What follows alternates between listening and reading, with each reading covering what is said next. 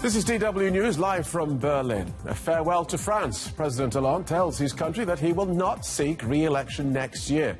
We'll take you to Paris for the latest on this surprise announcement. Also on the programme, will Italy be the next country to embrace Europe's rising wave of populism? We'll investigate whether the country's referendum this weekend will see the Prime Minister fall victim to anti-establishment forces. And the man with big shoes to fill. Thailand's King Rama X starts his first day on the job by honouring his father, who died 7 weeks ago.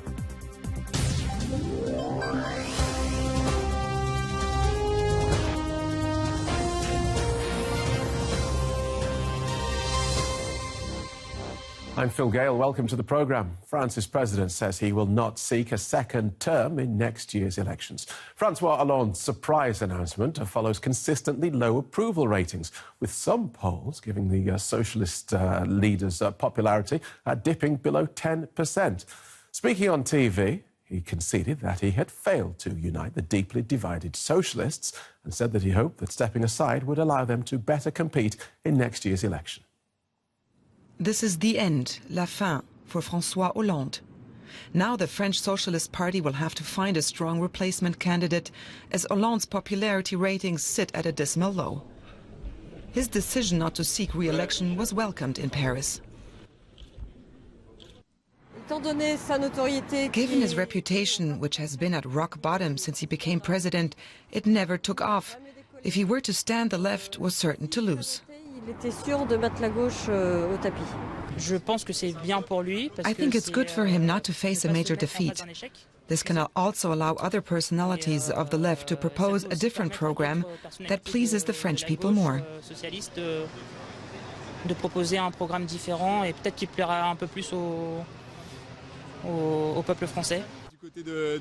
I think we need someone able to bring together all the left forces, and that's not the case of François Hollande today.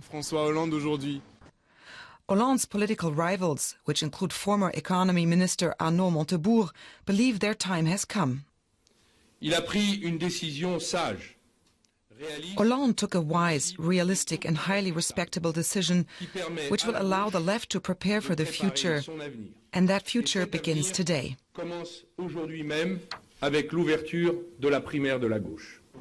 Hollande leaves the French Socialist Party deeply divided. His successor will have to pick up the pieces. France will hold a presidential election next spring. Let's take you to Paris now, where we join journalist Jake Siganero. Welcome, Jake. Tell us more about the reaction to President Hollande's announcement. Hi, Phil. Yes, the French are shocked, but I don't think they're surprised. There was a firestorm of statements and tweets and media appearances from politicians just after his announcement. Most politicians on the left said they were surprised, but it was unclear whether Hollande would step down or hang on to run for a second term. Ultimately, I think he knew there was really no chance for the left if he stayed. Prime Minister Manuel Valls, who is expected to announce his candidacy for president any day now, called it a difficult and mature choice and underlined his respect and affection for the president. Several other socialist politicians called it courageous and dignified, and François Fillon, the Republican candidate, was quick to point out that Hollande had admitted that his presidency had failed. So, given that, and given that the polls are predicting victory either for the Conservatives or for the Front National, what sort of state are the socialists in to contest next year's election? Well, the Socialist Party is the least popular it has ever been. So for the past couple of years, the fault lines have really started to show, with Valls expressing more and more his desire to run for president, not outright directly, but subvertly. And then with ex-economy minister Emmanuel Macron butting heads with Hollande party leaders over labor laws, which led to his eventual resignation. And then just before that, about a year and a half ago, it was the departure of the polarizing but very highly respected Justice Minister, Christian Taubira. The socialists have a lot of unification to accomplish in the next 5 months leading up to elections. The socialists must first unify and then run a decent election campaign. Do they actually have any chance next year? That's right, Phil. Quite frankly, it's not looking good at the moment. Hollande is deeply unpopular and has dragged the rest of the party down with him.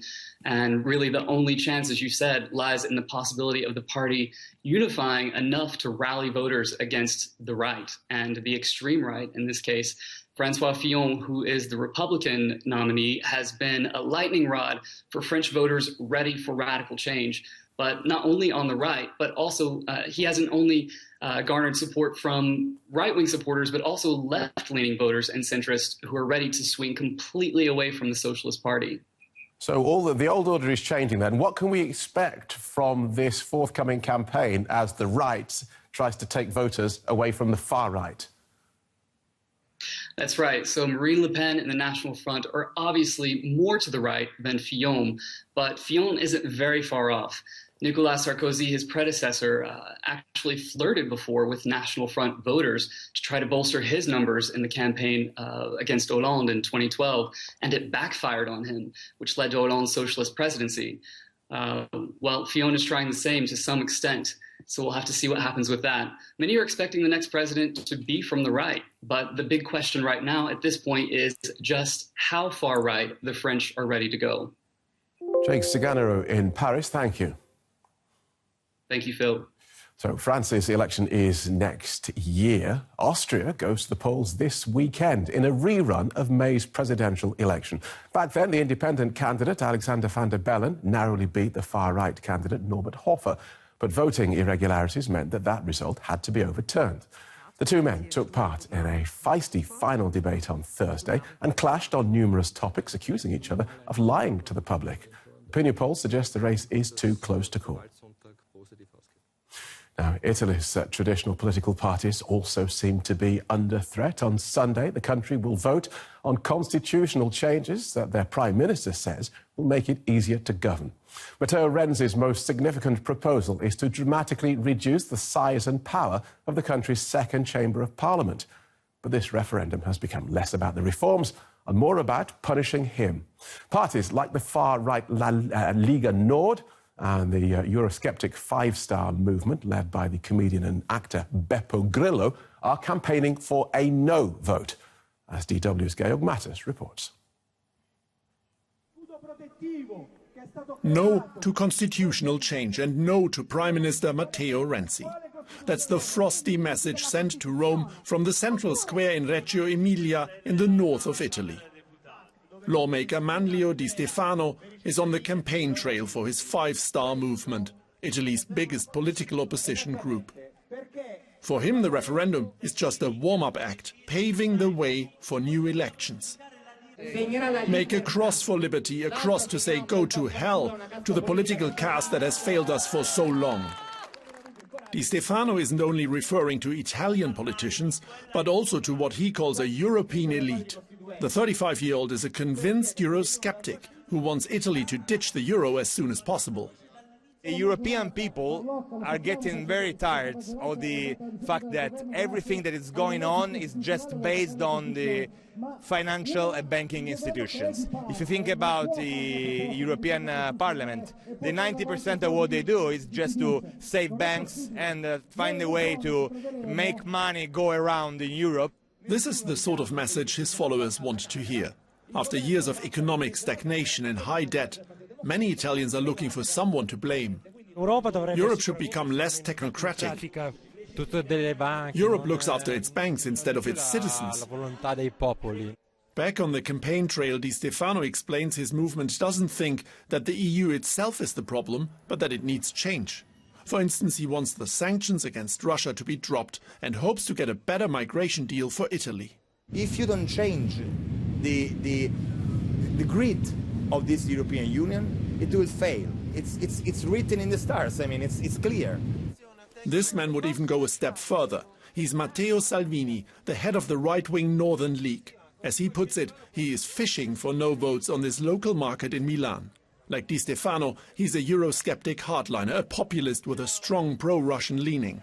He also wants out of the euro and doesn't rule out leaving the bloc altogether. Brexit, Trump and our no vote. And when Hofer wins the presidential elections in Austria, these are 4 tough slaps in the face of the establishment, and they will be 4 victories for the people. Paolo, a student and supporter of the Yes campaign, still finds it hard to believe that the centre-left government could come under such pressure from populist movements, both left and right. Salvini and Grillo both are a face of the same medal, a face of people that don't try to change things through information and through will, but only through emotions and scaring people. In Italy, rebellion is in the air, and anti-establishment parties are hoping that the wind of change blowing from the UK and the US will help lift their campaign. Now, Georg Mattis, who you heard in that report, is still with us. Welcome back, Georg. What's the truth of the campaign's sloganeering that we just heard? What's Matteo Renzi actually looking for?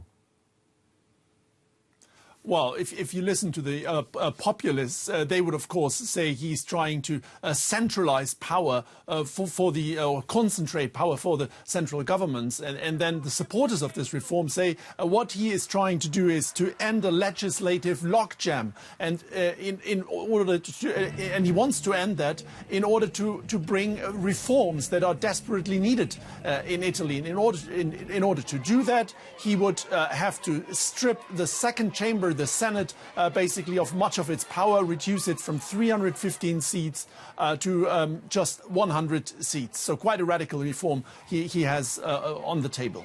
So if Italy votes no to these proposals, where will that leave Matteo Renzi's government? Well, Matteo Renzi has vowed that he will stand down if he loses this referendum. And so Italy potentially is looking for a political crisis. Now, he has backtracked from this statement ever since he has made it, and ever since pollsters have said, well, the no campaign is likely to win this referendum. But no doubt, even if he wins, he will be in a difficult position because he made the crucial mistake to make this referendum not about the institution change he has in mind, but rather about himself. We saw in your report that Italy, too, facing the rise of populism. Is there a common thread across Europe which is behind people voting for these parties? I think overall, and that applies to a number of European countries, these are difficult times in which populists can provide easy answers and in which they can exploit fears. So, for instance, if you take globalization, there's an unease about globalization, a lot of unanswered questions, and that is a very fertile ground for populists. So the only way forward for governments is to really provide answers on how they want to tackle globalization, but also the question of multiculturalism, of migration. These are things that governments have to provide answers, and if they do not, then it is populists who will exploit that situation. Georg Mattis reporting. Now, Thailand's King Rama X has performed his first official royal duty at leading a ceremony to honour his late father. King Bhumipol Adulyadej died in October after reigning for 70 years. He was widely loved and seen as a pillar of stability, but there had been fears that his son showed little interest in taking up his royal responsibilities. The uncertainty is finally over. Thailand has a new king. Crown Prince Vajiralongkorn has now officially taken over the throne from his late father, King Bhumibol Adulyadej. I would like to accept the invitation to fulfill wishes of His Majesty and for the benefit of all the Thai people. The accession was long in coming. Vajiralongkorn was originally expected to assume the throne the day his father died in October, but he asked it to be postponed, seeking time to mourn. The new king takes charge at a time when Thailand is in a state of flux, with different political forces involved in bitter fights. Some political insiders fear his playboy image could make it hard for him to navigate politically uncertain waters as successfully as his father did. Thais are already warming up to the new king. Vajiralongkorn has yet to command the kind of adoration that his father received from the people. His portraits are gradually finding a place in Thai homes. But finding a place in the hearts of the people may not be as easy for the new king. This is DW. Don't forget, you can always get DW News on the go with our app. You can get access to all the latest news from around the world, as well as push notifications on your phone for any breaking news. You can also use it to send us your photos and videos. Just download it from Google Play or from the Apple Store. That's it. You're up to date in Newswise. I'll have more for you at the top of the hour. Christoph Kober will be here momentarily with a roundup of the day's business news. Have a good day.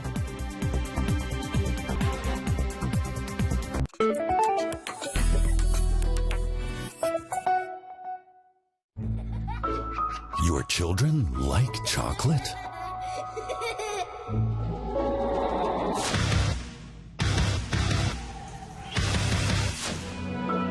You can't live without your smartphone.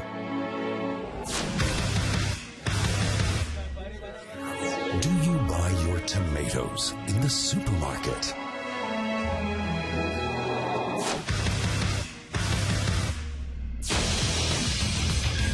As we go about our daily lives, human rights are often the last thing on our minds. Invisible Hands. Slavery in the 21st Century. Starting December 10th on DW.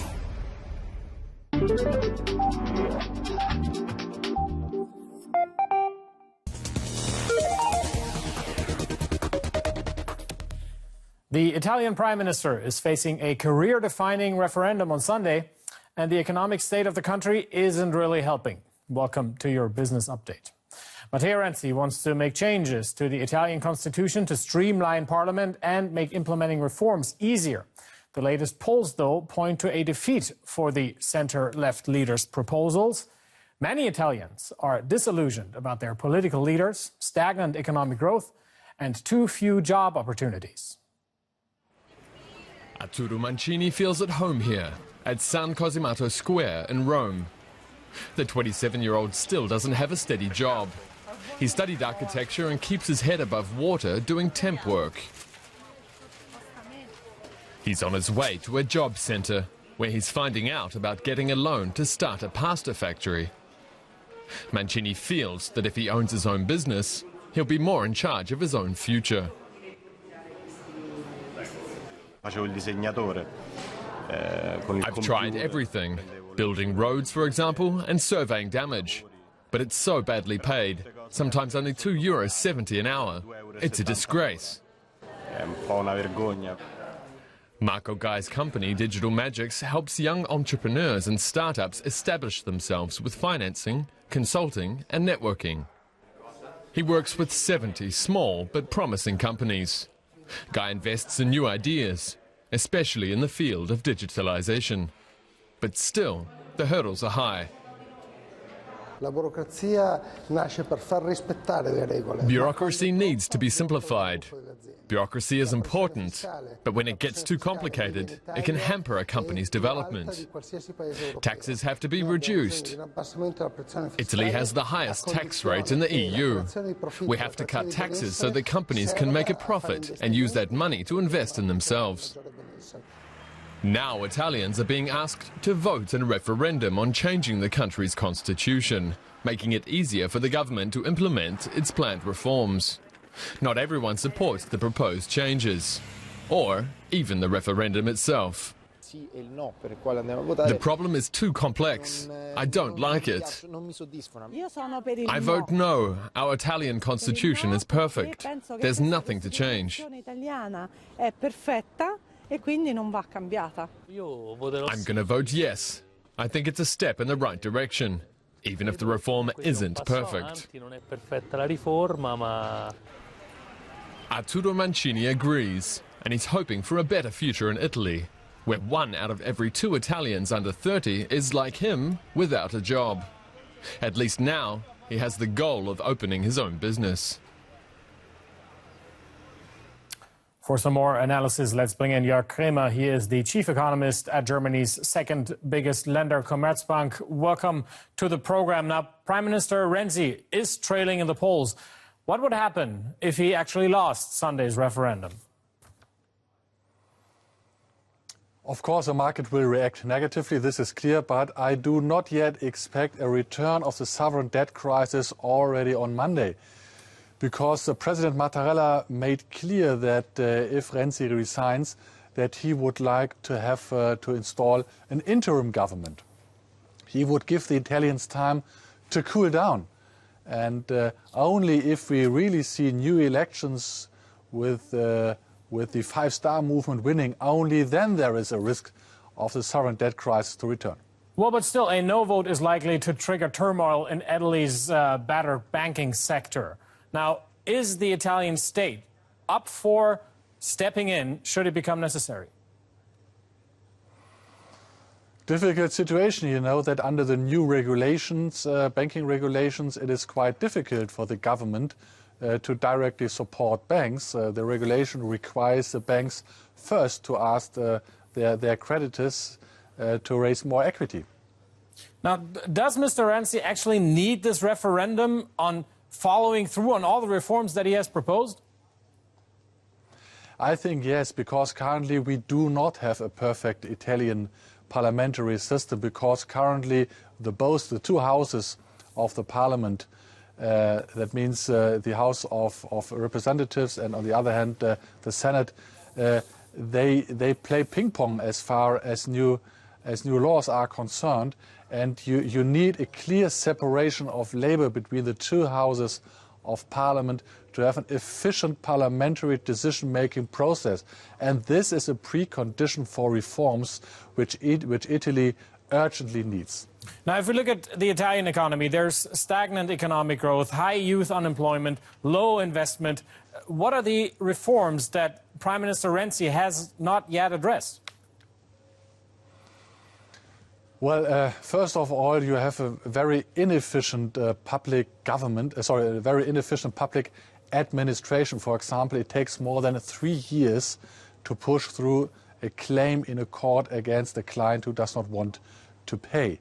And you have very restrictive labor laws, which create huge incentives for firms to stay very low, to have less than 15 employees in order to escape all the bureaucrats.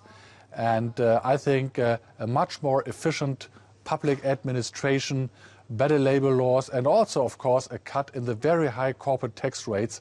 This is something which Italy needs to see growth returning and unemployment to decline. Yeah, Kramer, chief economist at Commerzbank, weighing on Italy's upcoming referendum on Sunday. Thank you very much for your insight. Thank you.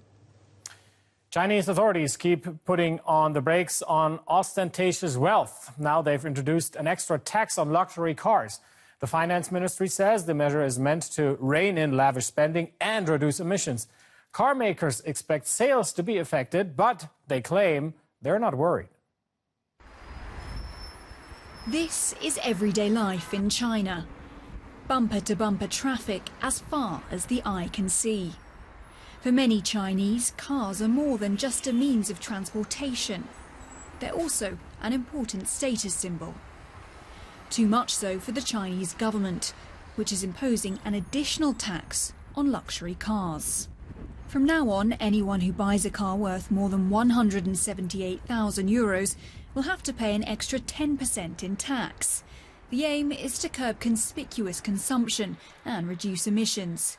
Analysts, however, say the higher tax rate would likely have only a limited impact on German luxury brands Mercedes-Benz, Audi and BMW, which dominate China's premium car market. Car makers played down the potential impact, saying the tax hike would only affect a small number of models, while wealthy Chinese buyers won't be put off by a marginal price hike on already expensive cars. The crackdown on money laundering linked to Malaysian state fund 1MDB continues. Singapore's financial regulator said it has fined 2 British banks and banned a Goldman Sachs banker from working in Singapore for 10 years. Singapore's central bank imposed a penalty of $4 million for Standard Chartered, and Coutts Bank has to pay $2 million. Singapore is acting on the findings of a multinational probe into charges that people close to the Malaysian Prime Minister stole over $1 billion from the fund. Donald Trump made keeping jobs in the United States one of his main issues during the election campaign. Now, the U.S. president-elect is taking pride to have taken a first step by convincing air conditioner producer Carrier not to shift parts of its operations to Mexico. 1,000 jobs are now set to stay in Indiana. That's only 0.2% of the manufacturing employment of the state. In return, Carrier will receive large-scale tax incentives. Many workers here at the Carrier plant in Indianapolis want to meet Donald Trump and thank him for saving their jobs. During his campaign, he frequently criticized Carrier for planning to ship jobs to Mexico, criticism that appealed to many blue-collar workers here in the Rust Belt. But then Trump called the Carrier boss and struck a deal. The air conditioner manufacturer will receive $7 million in tax incentives over 10 years. That means 1,000 of the 1,600 jobs here at the plant will stay in the U.S. We're not going to need so much flexibility for other companies because we are going to have a situation where they're going to know, number one, we're going to treat them well, and number two, there will be consequences, meaning they'll be taxed very heavily at the border. If they want to leave, fire all their people, leave, make product in different companies in different countries. Many American companies have moved their assembly lines to Mexico since the North American Free Trade Agreement came into force in 1994. Trump wants to renegotiate NAFTA, and Mexico looks set to be the big loser of Trump's presidency. But Mexican businessman Carlos Slim disagrees. If Trump succeeds in office, Slim says that'll be good news for Mexico. If the economy grows 4%, if they take out taxes to middle class, and they make investment in infrastructure, and he creates 25 million jobs, that's fantastic for Mexico. Robust economic growth in the U.S. would increase domestic consumption, Slim argues, thereby increasing the demand for Mexican imports. Do you remember Martin Shkreli, the guy who, after buying the rights to an HIV drug, raised its price by 5,000%? Well, a group of students in Australia has recreated that very same drug for the price of pennies, once again raising questions about pricing ethics in the global pharma industry. The students in Sydney were able to create the chemical equivalent of Daraprim, an important substance used to treat people with low immune systems such as HIV and chemotherapy patients. Former fund manager Shkreli became a pariah in the US when his company raised the price of Daraprim to over $700, claiming the drug was undervalued. That's your business here on DW. Thanks for watching.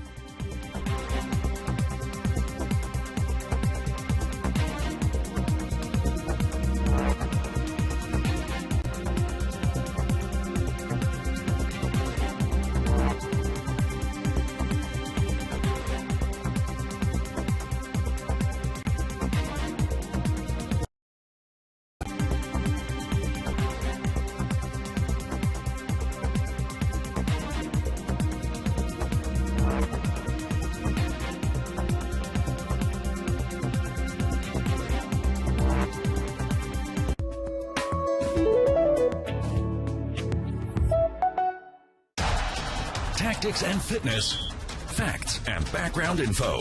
Everything you